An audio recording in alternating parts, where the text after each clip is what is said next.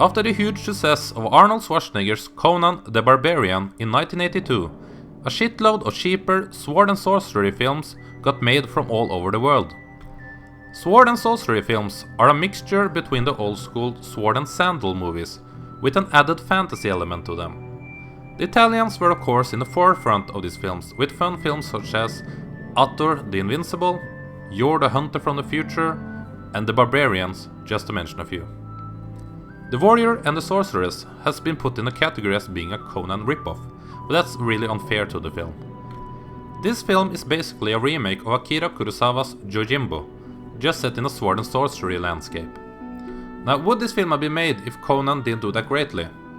Perhaps not, but I'd rather say that Conan busted open the doors for films like this instead of saying that they were all trying to mimic it. The story takes place on a planet named Ura. In a small village there is a well with water, which is apparently enough to go to war for here, as the village is split in two, with the warlords Bolsak and Seg fighting for years over it. In comes the tough warrior that only goes by the nickname the Dark One. He takes no shit from anyone and sees that these two warlords are treating the regular townsfolk like crap and decides to do something about it. So the Dark One is the warrior part of the title, and the other half is the Sorceress. The Sorceress here is a beautiful woman named Nadia, who's held captive by Seg as he wants her to use her magic to create the invincible sword of Ura.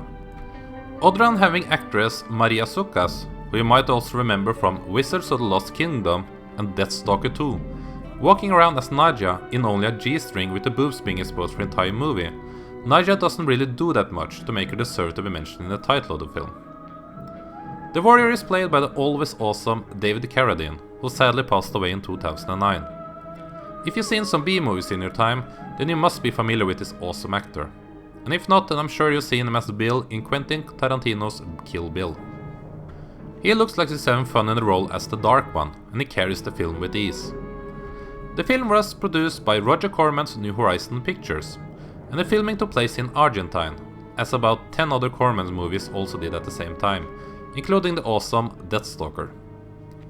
Sitting in the director's chair was John Broderick, a guy that had been inactive in the movie business for nearly 10 years before getting this assignment. He had only directed one other movie before this, which was the 1977 action comedy Bad Georgia Road. He had no problem embracing the exploitation aspect of the film, and he balances the silliness of the film quite well. The movie never becomes too stupid for me, even if it did have a walking and talking lizard in it. All the absurdity just makes it a very fun film.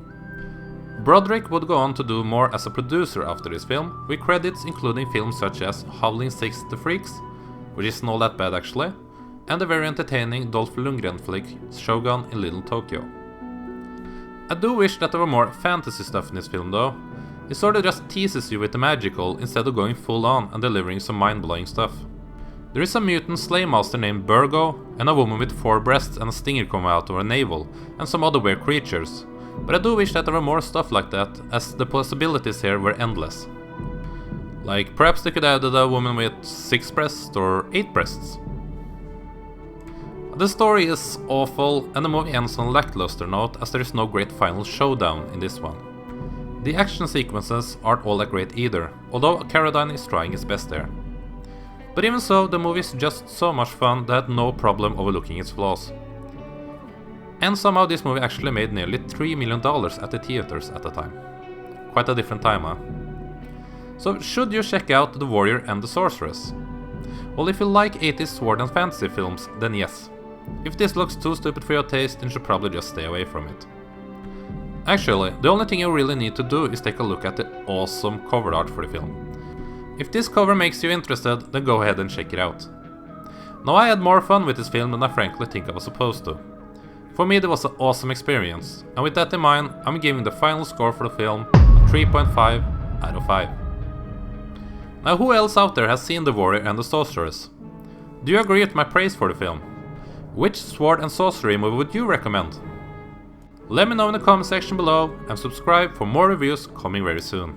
Take care.